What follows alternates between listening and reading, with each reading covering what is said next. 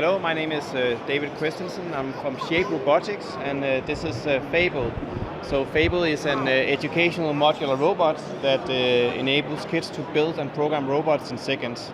So it's this kind of modular system. You can very easily take it apart, build something new.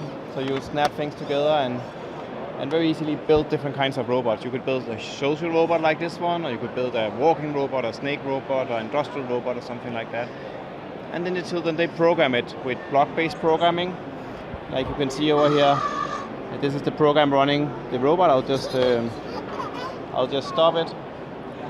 And then it snaps together like puzzle pieces. And in this way, the children will be able to program the facial expression, program the movements, making it speak, and do whatever they want it to do. And then they learn 21st century skills. So they learn to program, they learn innovation, sort of creating value for someone else trying to build a robot that can actually do something. It could be welfare technology or something else. And is it programmed wirelessly? Is that a wireless dongle for programming? So this is the dongle. It's wireless, and there's a color pairing. So since these are both